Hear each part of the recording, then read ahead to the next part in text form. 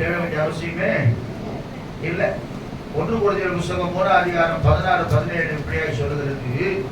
தேவனுக்கு மகிமை உண்டாகட்டும். 1 கொரிந்தியர் புத்தகத்துல 3ஆம் அதிகாரம் 16, 17 வாசிக்க கர்த்தருக்கு ஸ்தோத்திரம். நீங்கள் தேவனுடைய ஆலயமாய் இருக்கிறீர்கள். நல்ல கவனிங்க. நீங்கள் தேவனுடைய ஆலயமாய் இருக்கிறீர்களோ, தேவனுடைய ஆவி உங்களில் வாசமாய் இருக்கிறார் என்றும் அறியாதிருக்கிறீர்களா? ஒருவன் தேவனுடைய ஆலயத்தை கெடுத்தால் அவனை தேவன் கெடுப்பார். தேவனுடைய ஆலயம் பரிசுத்தமாய் இருக்கிறது. நீங்களே அந்த ஆலயம். அப்ப எங்க இருக்கிற ஆண்டவர்? நமக்குள்ள இருக்கிறார். நமக்குள்ள இருக்கிற ஆண்டவர் எப்படிப்பட்டவராக இருக்கிறாரா? அறியாததுமான எட்டாததுமான பெரிய காரியத்தை உனக்கு வரப்போகிற ஜூன் மாசத்துல செய்ய போற. சொல்லுவோமா? எல்லாருக்கும் ஜூன் வந்தாலே ஒரு பயம் இருக்கும் இல்ல? நிறைய தேவை உள்ள ஒரு மாசம். ஸ்கூல் படிக்கிற பசங்களுடைய அப்பா அம்மா கேட்டா சொல்லுவாங்க 35, 45, 55 ஒண்ணுமே புரியல பாஸ்டர், பயங்கரமா இருக்குது. சின்ன பசங்க கூட அவ்வளவு வாங்குறாங்க பாஸ்டர். நிறைய சொல்லுவோமா? நான் யோசனை பண்ணி பார்த்தேன். கியூபா தேசத்துல எல்லாம், சவுதி அரேபியா, கியூபாலெல்லாம் வந்து எல்லாமே ஃப்ரீயா. படிப்பும் எப்படிப்பட்ட படிப்பும் ஃப்ரீ. அப்புறம் மருத்துவமனை, இவங்க உடம்பு சொல்ல எந்த மருத்துவமனையும் படுத்துக்கலாம், ஃப்ரீ. நிறைய சொல்லுவோமா? வீடு கட்டுறதுக்கு அவங்களுக்கு கவர்மெண்டே பணம் கொடுக்குது. ஆனா வரி வட்டி இல்ல. எல்லா பெண்களும் கண்டிப்பா கம்பல்சரி படிச்சுதான் ஆகணும். பார்க்கும்போது பேசாம அங்க போயிடலாமா? எங்கட உடம்பு சொல்ல எங்கட படுத்துக்கலாம். நம்ம எங்க போறோம்? நம்ம ஃபர்ஸ்ட் உடம்பு சொல்ல எங்க போவோம்? கவர்மெண்ட் தான் முதல்ல போறோம். அப்புறம் தான் பிரைவேட். பிரைவேட்னா இப்ப 8ஆம் கனியா இருக்குது. ஆனா கியூபா தேசத்துல வாசி பார்த்தேன். பிடல் காஸ்ட்ரோ 3 வருஷமா ஆட்சி ஆட்டாரு. அந்த கியூபா உலகத்துல சர்க்கரைக்கு சொல்லுவாங்க. அங்கதான் சர்க்கரை அதிகமா உருவாகுது. ஆனா எல்லாமே ஃப்ரீ அப்படி சொல்லும்போது யோசனை பண்ணி பார்த்தேன். ஆனா இங்க சொல்ற ஆண்டவர், உனக்குள்ள இருக்கிறவர் ஆராய்ந்து முடியாத பெரிய காரியத்தையும் எண்ணி முடியாத அதிசயங்களை செய்கிற தேவனா இருக்கிறார். அப்ப இயேசு நேரத்துல கர்த்தருக்கு ஸ்தோத்திரம், நம்ம கூட எப்போது அவர் இருப்பார் சொல்லிட்டார் இல்லையா? நீங்கள் தேவனுடைய ஆலயமாய் இருக்கிறீர்கள், தேவனுடைய ஆவி உங்களில் வாசமாய் இருக்கிறார் என்றும் நீங்கள் அறியாது இருக்கிறீர்களா? அப்படின்னா என்ன அர்த்தம்? நல்லா கவனிங்க எனக்கு அன்பான கர்த்தருடைய பிள்ளைகளே. இயேசு நம்மளை விட்டு விலகல, நமக்கு உள்ளதா இருக்கிறார்.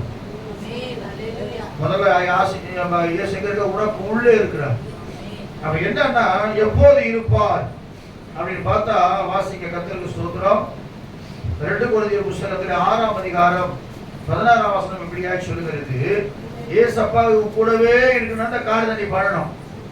2 கொரிந்தியர் 6:16 வாசிக்கும் போது, தேவனுடைய ஆலயத்துக்கும் விக்கிரகங்களுக்கும் சம்பந்தம் ஏது?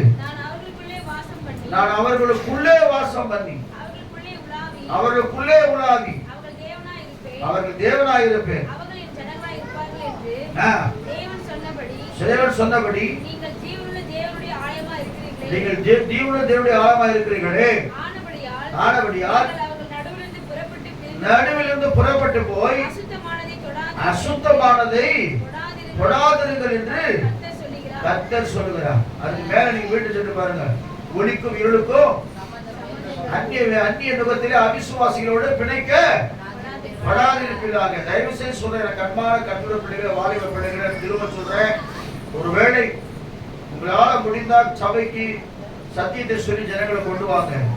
ஆனா நுகத்துல போய் நீங்க பிணைக்கப்பட்டீங்கன்னு சொன்னா உங்கள் வாழ்க்கை மிகவும் நரகமாகிவிடும். அதான் பவுல் அழகா சொல்றாரு, அந்நிய நுகத்திலே அவிசுவாசிகளோடு நீங்க என்ன செய்யாதீங்க, பிணைக்கப்படாதிருப்பீங்க. இருளுக்கும் ஒளிக்கும் வெளிச்சம் சம்பந்தம் ஏது? அடுத்தது நீதிக்கும் அநீதிக்கும் சம்பந்தம் இல்ல. ஒளிக்கும் இருளுக்கும் ஐக்கியம் இல்ல. கிறிஸ்துவுக்கும் பேரியாளுக்கும், அப்ப பாவத்திற்கும் பரிசுத்தத்திற்கும் சம்பந்தமே இல்ல. அடுத்தது நம்ம அவிசுவாசியோட விசுவாசிகளுக்கு பங்கு. நேற்று அந்த சகோதரர் சொன்ன போது எனக்கு ரொம்ப வருத்தமாகி போச்சு.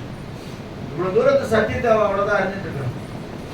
ஒரு நம்பிக்கை இல்லை. இன்றைக்கு இருந்தாலும் இயேசுவோடு கூட இருப்பேன் நம்பிக்கை இல்ல. காரணம் ஆண்டவரை விட்டு விட்டதுனால உள்ள பிசாசு போந்துச்சு. அதான் எப்ப காலியா இருக்கவே கூடாது.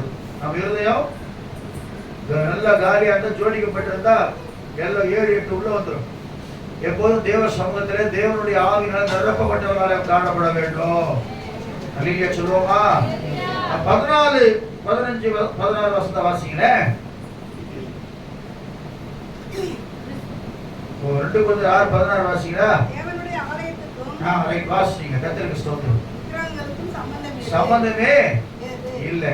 இப்படிப்பட்ட காரியத்தை விட்டு ஒதுங்கி நீங்க இருந்தீங்கன்னு சொன்னா, உண்மையாய் சொல்றேன், கர்த்தருக்கு ஸ்தோத்திரம், தேவனுக்கு மகிமை உண்டாகட்டும், கர்த்தர் நம்மோடு கூட இருப்பார்.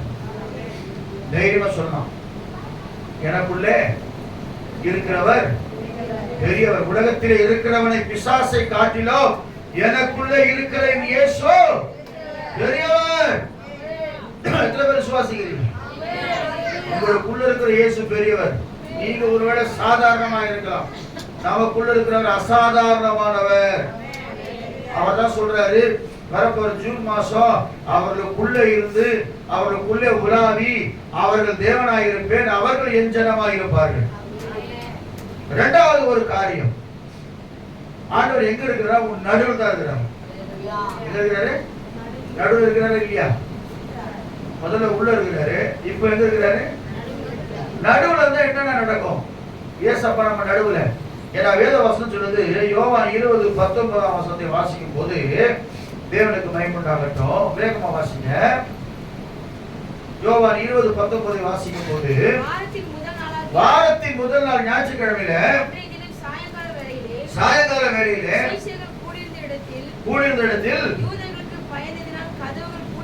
யூதருக்கு பயந்தால் கதவுகள் பூட்டப்பட்டிருக்கையில் இயேசு வந்து நடுவே நின்று உங்களுக்கு சமாதானம் என்றார். காண்பித்தார். போதும். அல்லேலூயா சொல்லுவோமா? அப்ப இயேசப்பா நம்ம நடுவுல வந்தார்னா நமக்கு சமாதானம். ஆமென்.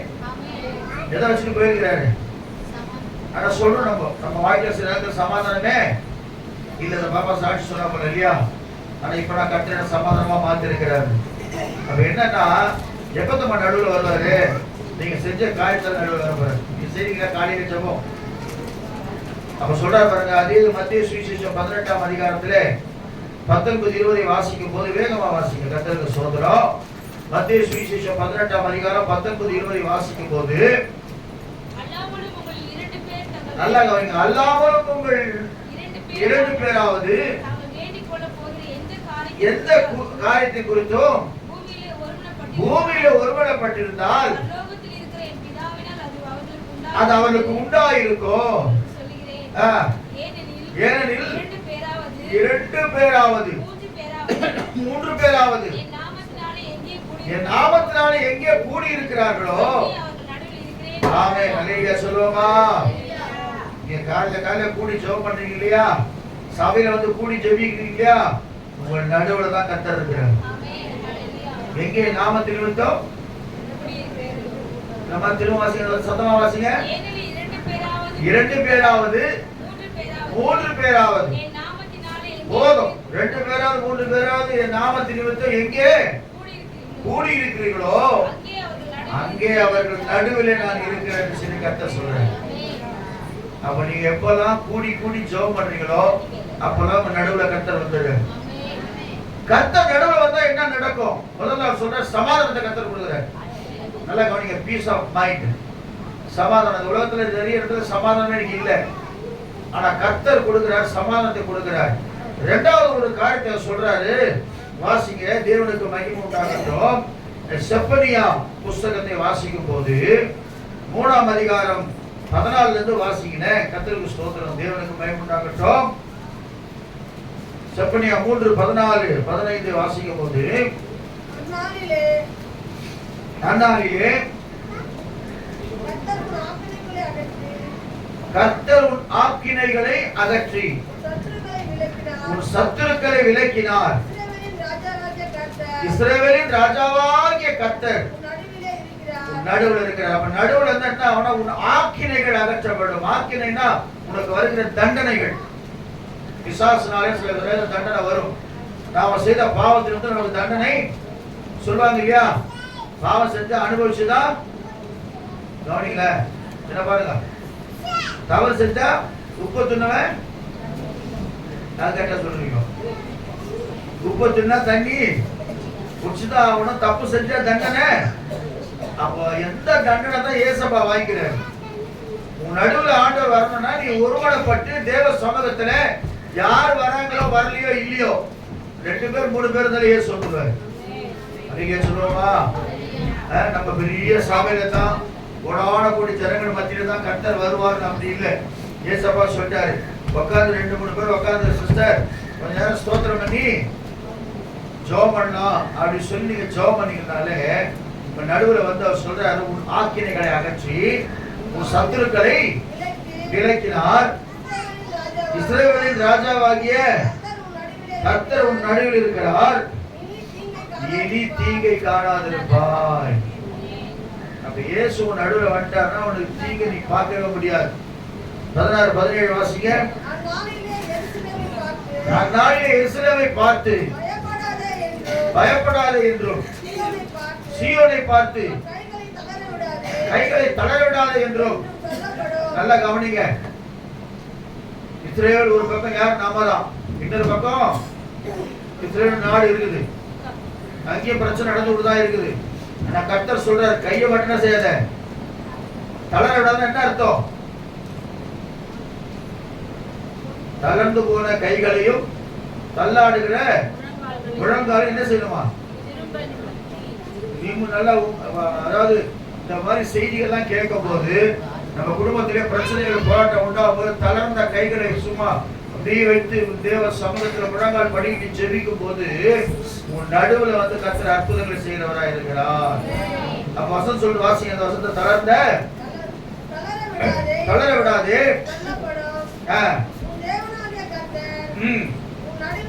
உன் நடுவில் இருக்கிறார்.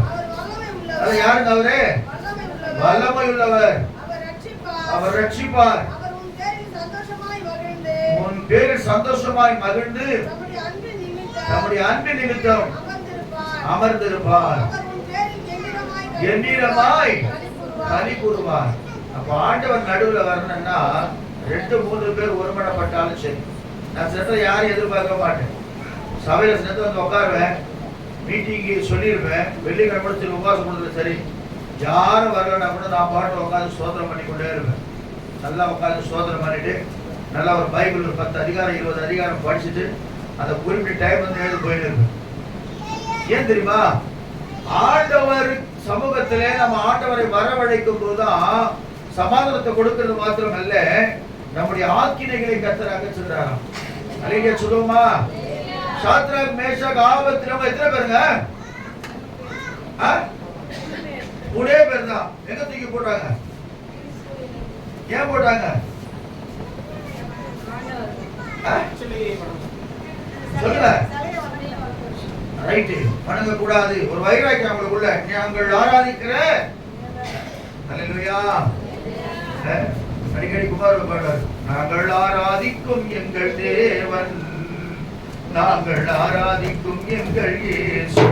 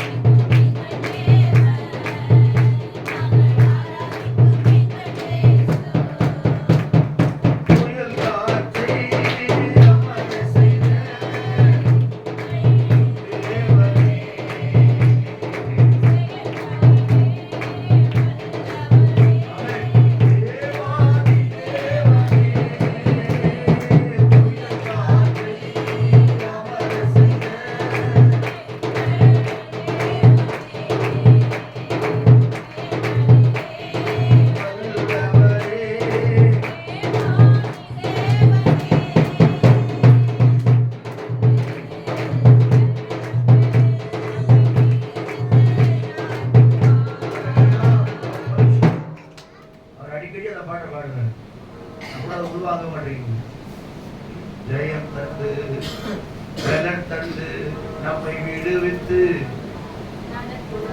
நடத்துவார்.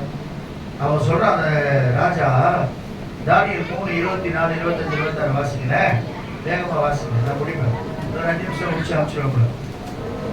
தானியேல் தீர்க்கதரிசன புஸ்தகம் 3 அதிகாரம் 24, 25, 26. அப்பொழுது ராஜாவாகிய நேபுகாத்நேச்சார் பிரமித்து, எப்படின்னா பிரமித்து என்னது? ஆச்சரியப்படுறோம். அது எப்படாது அப்படி பிரமிக்கிற காரியத்தை கர்த்தர் நடத்த போறாரு. ஆமென், நல்ல சொல்ல நடத்த போறாரு. கேட்டா சொன்ன கொஞ்சமா நடத்துவார். வாசிங்க. எழுந்திருந்து மந்திரிமார்களை நோக்கி 3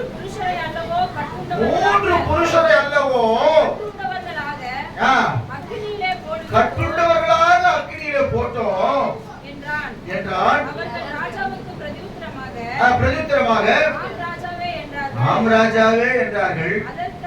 அதற்கு அவர், இதோ 4 பேர் விடுதலையாய் அக்கினியின் நடுவே உலாவிக் கொண்டிருக்கிறார்களே.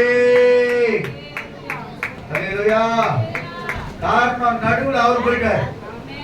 ஆமென். அக்கினி பிரச்சனை வந்தாலும் சரி, போராட்டம் வந்தாலும் சரி, உன் நடுவில் இருக்கிறவர் உன்னை விடுதலை ஆக்குவார். அதான் சொல்றார், தம்முடைய தூதனை அனுப்பி கர்த்தர் விடுதலை ஆக்கினார். ராஜா பிரமித்து பார்க்கிறான். 3 பேர் தான் நம்ம உள்ள போட்டோம், கதவு கட்டுண்டவர்களாய் போட்டோம். 4 பேர் அக்கினியின் நடுவிலே விடுதலையாய் உலாவிக் கொண்டிருக்கிறார்களே. அப்போ நீ பிரேயர் தேவ சமூகத்துல நீ ஜெபம் பண்ண ஆரம்பிச்சாலே கர்த்தர் உன் நடுவுல வந்துருவாரு.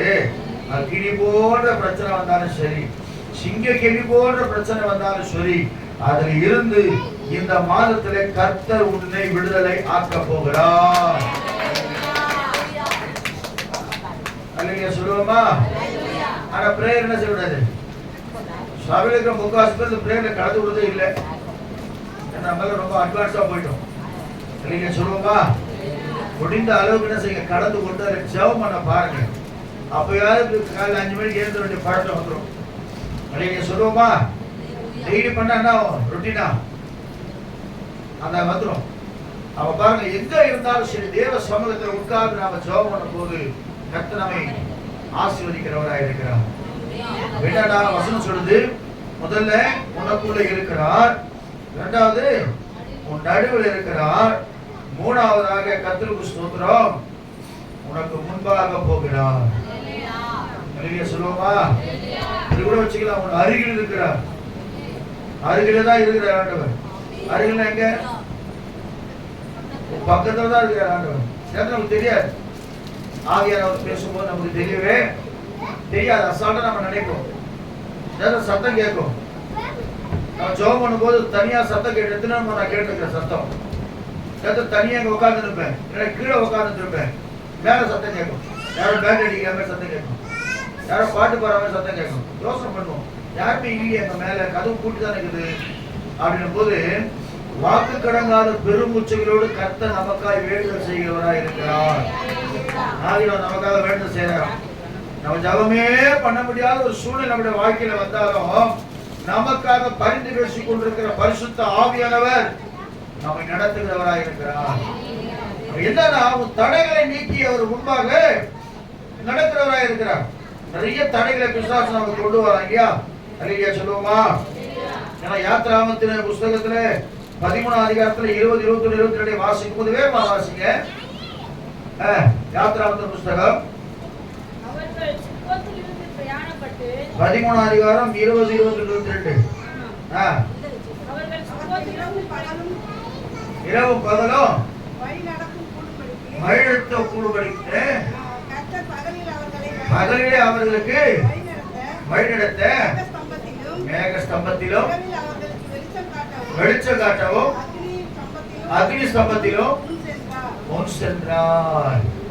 அதான் சொல்றார், நான் உனக்கு முன்னே போய் கோணலானவைகளை இந்த மாசம் உனக்கு முன்னாடி போகிறேன். அவர் முன்னா போனா மீகா புஸ்தகம் 2ஆம் அதிகாரத்துல வாசிக்கிறார் இல்லையா? எப்படி போறாரு? ஏன் போற? 2:13 வாசிங்க. மீகா 2:13 வாசிக்கும் போது வேதம் இப்படியா சொல்லு, தடைகளை நீக்கி அந்த தடை வரப்போற மாசம் நீங்க போகுது.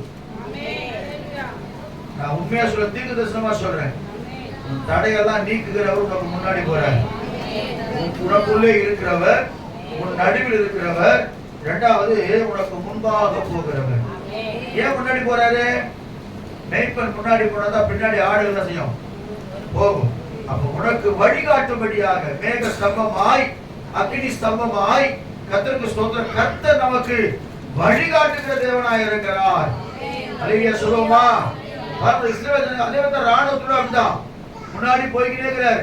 இஸ்ரவேல் ஜனங்க வந்து கொண்டே இருக்கிறாங்க. பின்னாடி ஆவியானவர் முன்னாடி போறார். எங்க செங்கடல பிளக்கும் போது மோசே அப்படி கையை நீட்டுறான், கோலை பார்த்து முன்னாடி கர்த்தர் போறாரு. டக்குன்னு வேதம் சொல்லுகிறது, அவர் முன்னாடி அவங்களை விட்டுட்டு டக்குன்னு பின்னாடி வந்துட்டார். ஏன் ஏன் வந்தார் பின்னாடி? முன்னாடியே போனவர் அப்படியே திரும்பி பின்னாடி வந்தாரு. பைபிள்ல வாசிச்சு பாருங்க, யாத்திராம புஸ்தகத்துல. முன்னாடியே போனவர் டக்குன்னு பின்னாடி வந்துட்டார். ஏன் தெரியுமா? அந்த ஜனங்கள் கடந்து தீரு மட்டும் அக்கினி மதில், அந்த ரெண்டு பக்கமும் தண்ணி என்ன செய்து மதில் சுவராய் நின்றது. அவன் கடந்து போன உடனே கர்த்தர் விட்டார். அவ்வளவுதான், மூடிச்சு காரி. இஸ்ரவேலில் ராணுவங்களின் தேவனாகிய கர்த்தர் அந்த நாளிலே இஸ்ரவேல் ஜனங்களை காப்பாற்றும்படியாக முன்பாகவும் பின்பாகவும் சென்று கொண்டே இருக்கிறார். நீ நினைக்கலாம், இப்பவே நீங்க கிளம்ப தயவு செய்து சொல்லுங்க ஒரு வார்த்தை, ஆண்டவரே முன்னும் பின்னும் உடைய தூதரை அனுப்பியங்களை. அதான் சொல்றார், என் சமூகம் உனக்கு முன்னாடி செல்லும்பா, நான் உனக்கு இளைப்பாறுதல் தருவேன். யாத்திராம புஸ்தகம் எத்தனை அதிகாரம்? யாத்திராம புஸ்தகத்துல சொல்றார், ஆண்டவரே நீங்க போலாம், நான் போக மாட்டேன்றார் மோசே. நீங்க போலாம், நான் போக மாட்டேன் ஆண்டவரே, எனக்கு முன்பாக நீங்க போனாதான் நான் வருவேன்னு சொல்றான். அதுக்கு அவர் சொல்றாரு, என் சமூகம். ஆமா, 33:14 தேவனுக்கு மயப்படாகட்டும். யாத்திராகம் 33:14 என்று நான் நினைக்கிறேன். அதுவாதான் இருக்கும். மேல மேல மேல வாசிங்க. உம்முடைய கண்ணில் இப்பொழுது, நல்லா கவனிங்க, அவர் இப்பெல்லாம் இன்னைக்கு யாரெல்லாம் வந்துக்கிறீங்களோ உங்களுக்கு எல்லாரும் அவர் கண்ணில் கிருபை கிடைச்சிருக்கு. விசுவாசிக்கிறீங்க? பக்கத்துல சொல்லுங்க, உங்களுக்கு கர்த்தர் கிருபை கொடுத்துருக்காரு, உங்களுக்கு கிருபை கிடைச்சிருக்கு. நீங்க வந்து பாக்கியவான்கள். வசந்த காதுல கேக்குறீங்க. அல்லேலூயா சொல்லுவோமா? நான் வாசிங்க. கிருபை கிடைத்ததானால் நான் அறிவதற்கும் கிடைப்பதற்கும் அறிவியும்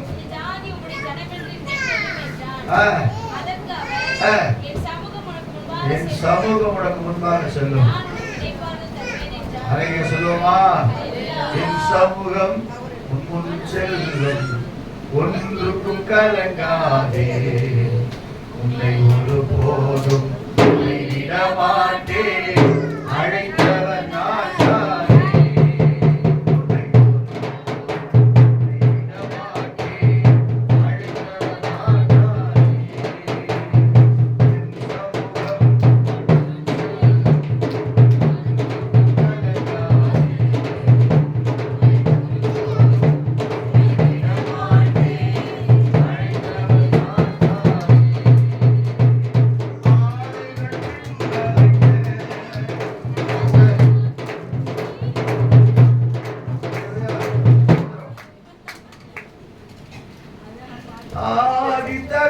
யாராவது ஹெல்ப் பண்ணீங்கன்னா கூப்பிட்டு கூப்பிடலாம். நம்ம ஏழாம் பாடிகள் நீங்கதான் வரும்போது செல்போன் எடுத்து வச்சுக்கிறீங்க. ஆடுகள் பின்னாலே ஆதி தகப்பனாலே கொடுங்க. அந்த ஆபிரகாமை அழைத்தது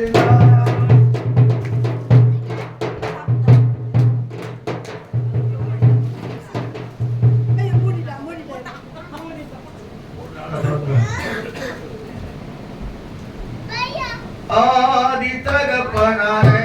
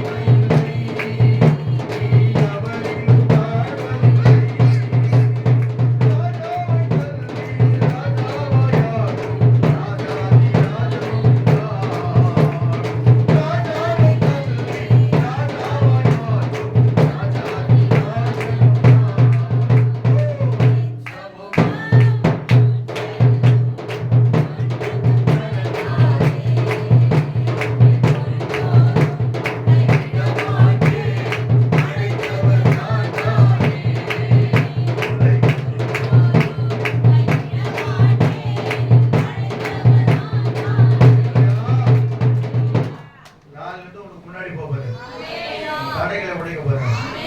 அவர் பிரசன்னம் முன்னாடி போவாரு. அவர் மகிமை முன்னாடி போவாரு. கர்த்தர் முன்னாடி போனா உனக்கு எழுத்து இருக்கிற எல்லாவற்றையும் கர்த்தர் சிதறடிப்பா. கடைசியா சொல்றவங்க அருகிலே இருக்கிறார். ஆண்டவர் எங்க இருக்கிறாரு? அருகில் என்ன ஆகும்? பெரும்பாலான ஸ்திரீ நான் சொல்றேன் இப்ப சுகமாக்குகிற காரியத்தை கர்த்தர் செய்ய போறாரு. எத்தனை பேர் விசுவாசிக்கிறீங்க? என் பக்கத்துல இயேசு உட்கார்ந்துறாரு. பாடவானா என் கூடவே இரு. ஓய் பாடாத பக்கத்துல தான் உட்கார்ந்துறாரு. அதான் சேர காரியம் உட்கார்ந்துருக்கீங்க. அல்லேலூயா. அதுதான் பக்கத்துல சேர்ல உட்கார்ந்துறாரு. நீங்க எத்தனை பேர் விசுவாசிக்கிறீங்க? சில பேர் சேர் விட்டு சேர்ல உட்காருவாங்க. சில பேர் அதே சேர்ல தான் உட்காருவாங்க. சில பேர் பெரிய சேர்ல கேப் விட்டு உட்காந்துப்பாங்க. நான் விசுவாசிக்கிறேன் ஏசப்பா வர போறாருக்காக வாழ்க்கை ஒரு அருகில் இருக்கிற சொன்னார். பெரும்பாட்டு ஸ்திரீ எங்க இருந்தா? வஸ்திரத்தின் பக்கத்துல தான் இருக்கிறோம். பக்கத்துல தொடரா வேதம் சொல்றது வல்லமை புறப்பட்டது. இயேசு வல்லமை புறப்பட்டு இன்றைக்கு உன் வியாதியை கர்த்தர் சுகமாக்க போகிறார். உனக்கு பிசாசு வல்லமைகள் அழிக்கப்பட போகிறது. இதுவரைக்கும் கட்டிப்படுத்தி வைத்த அந்த பிசாசின் கிரியைகள் இயேசு கிறிஸ்துவின் நாமத்தினாலே கர்த்தர் நிர்மூலமாக்க போகிறார். எத்தனை பேர் விசுவாசிக்கிறீங்க? அறிவுதான் இருக்கிறார். வெளியே சொல்லுவோமா? 4 நாட்கள் ஆகுமே யாருமே ஆண்டவரே சொல்றாங்க. யாரு? அவங்க அக்கா பக்கத்திலே போறாரு, கிட்ட போறாரு, தள்ளி விடுறாரு. எத கல்ல புரட்டுங்கள், வெளியே வாடான்றார். வந்துட்டான் வெளியே. ஒருவேளை கட்டப்பட்ட நிலைமையில் இருக்கிற உன் வாழ்க்கையை இன்று கட்டவெடுக்க போறாரு. நீ மந்திர கட்டில இருக்கிறியோ, நீ சூனிய கட்டில இருக்கிறியோ, நீ பில்லி சூனிய கட்டில இருக்கிறியோ, நீ பிசாசின் பிடி இருக்கிற ஐ டோன்ட் கேர், எனக்கு அதை பத்தி கவலை இல்லை. இயேசு இன்றைக்கு உன்னை விடுதலை ஆக்குகிறார். அல்லேலூயா சொல்லுமா? நான் பக்கத்துல உட்கார்ந்துகிறாரு. நீ விசுவாசி. என் இயேசப்பா என்னை தொட்டுக் கொண்டிருக்கிறார். ஒரு வல்லமை என்னை தொடுகிறது. பரிசுத்த ஆவி என்னை தொட்டுகிறார். எனக்குள்ள ஒரு அக்கினி புறப்பட்டு வந்து கொண்டிருக்கிறது. அப்படி விசுவாசத்தாங்க அறிவியல் சொல்ல முடியும். பாடையை சுமந்து கொண்டு போறாங்க. ஒரே ஒரு பையன் அந்த அம்மா அழுகுறாங்க. நின்னாரு, பாடையை தொட்டாரு, கொஞ்சம் கொஞ்சம் வாலிப எழுந்து உட்காந்துட்டான். அதெல்லாம் அழுகுறாங்க. ஐயோ அந்த மகள் மறித்து போயிட்டாலே, போதகரை போய் வருத்தப்படுத்த வேண்டாம். நேரா போறாரு. கர்த்தருக்கு ஸ்தோத்திரம். யாரும் அழாதீங்க அப்படின்னா தனித்தாவும் வீட்டுல எழுந்து உட்காந்துறாங்க பொண்ணு. அப்பேற்பட்ட அற்புதங்களை செய்யற ஆண்டவர் உன் பக்கத்திலே தாங்க. அந்த பாட்டை சொல்லாதீங்க, என் கூடவே இருக்கும், என்னை விட்டு போகாதீங்க. கிடையவே கிடையாது. உனக்குள்ள இருக்கிறார், உனக்கு அருகில் இருக்கிறார், அப்படியா உனக்கு நடுவில் இருக்கிறார், உனக்கு முன்னாடி போயிருக்கிறார். அப்ப அந்த ஆண்டவர் எப்படிங்க நம்ம வெறுக்க முடியும்? இன்னும் அதிகமா அவரை நேசிக்கணும். எஜமானனே இயேசு ராஜனே என்னமெல்லாம் ஏக்கமெல்லாம் உண்மை சித்தம் மாத்த நான் செய்யணும் ஆண்டவர் இந்த பூமியில. அதற்கு என்ன தகுதிப்படுத்தி சொல்லுங்க. பணம் காசுல அப்புறம் வந்துடுங்க. திருமணம் சொல்றேன், பணம் காசெல்லாம் ரெண்டாவது பட்சம். ஏன்னா வேதம் சொல்லுகிறது கர்த்தருக்கு ஸ்தோத்திரம் நிறைய இருக்கும், ஆனா கொடுக்க மனசோட சில பேர் கொஞ்சம் தான் இருக்கும், ஆனா கொஞ்சத்துல கொடுப்பான். நீ அவனை பார்த்து வாட்ச் பண்ணி பாருங்களேன், சந்தோஷமா இருப்பான். பற்றாக்குறை இருக்கும், ஆனா பற்றாக்குறை மத்தியில பல பேருக்கு அவன் கொடுப்பான். ஆனா அவன் முகத்துல ஒரு சந்தோஷம் எப்ப இருக்கும்? எந்த பிரச்சனை வந்தாலும் கர்த்தர் மாத்திடுவார். சில பேர் சொல்லுவாங்க, ஏன் அப்படி கொடுக்குற, ஏன் அப்படி கொடுக்குற, ஏன் அப்படி எடுத்து கொடுத்துருக்குற, நாளைக்கு நமக்கு என்ன, நாளைய பத்தி நீ கவலையப்படாத, நாளைய பார்த்துக்கொள்ளும் இருக்கும்போது கொடுத்துருங்க. இல்லையா சொல்லுவோமா? மைண்ட் இருக்கும்போது தான் செஞ்சிடணுமா? கொடுத்துடணும். அப்ப பாருங்க, நான் நிறைய பேரை வாட்ச் பண்ணி பார்த்துட்டேன். இந்த கொடுக்குற முகத்துல பிரகாசம் இருக்கும், கொடுக்குற முகத்துல சந்தோஷம் இருக்கும். எவ்வளவு போராட்டம் வந்தாலும் கர்த்தரை மாத்தி அவரை ஆஸ்வதிக்கிற தேவனாக இருக்கிறார். இல்லையா சொல்லுவோமா? அப்பதான் சொல்ற ஆண்டவர் அருகிலே இருக்கிற ஆண்டவர். ஒருவேளை அப்புறம் போல காணப்பட்டாலும் எங்க இருக்கிறாரு? பாட்டுக்கு அப்புறம் போகிறவர் போல காணப்பட்டாலும் உண்மையிலே நோக்கமாயுள்ளார், உன்னுடையவெல்லாம் அவர் அறிவார், காக்கின்றவர்.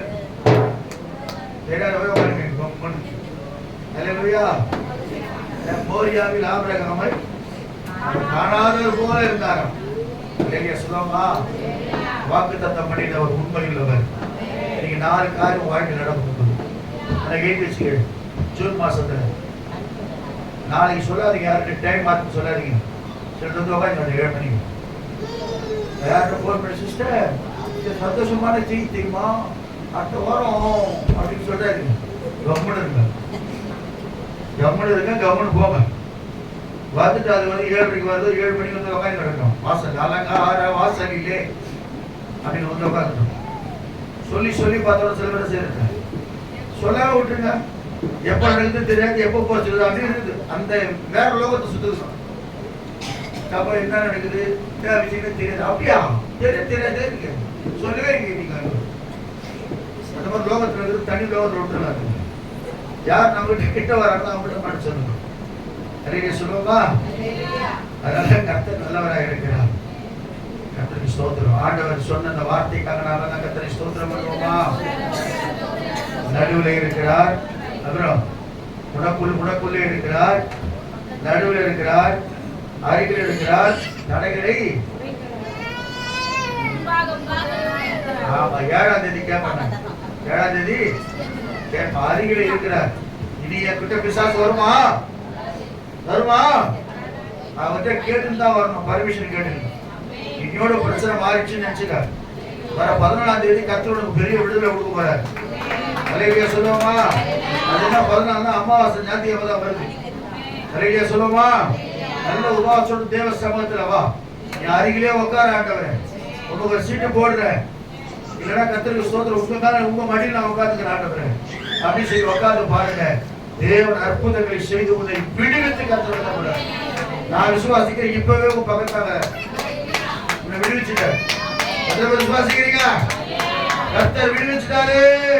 விடுதலை நாயகர் வெற்றி தலைவராக இருக்கிறார், எனக்குள்ளே இருக்கிறார். என்ன ஆனந்தம்! கற்பனை பாரதர், நீங்களும் அப்படி பாட போறீங்க. அப்படியே கண்களை போடுவோமா? ஆண்டவர் பேசின வார்த்தைகளுக்காக நாங்க எல்லாம் ஒரு விஷயம் கர்த்தரை ஸ்தோத்திரம் பண்ணுவோமா? கர்த்தர் பேசின வார்த்தைக்கு கர்த்தரை ஸ்தோத்திரம் பண்ணுவோம்.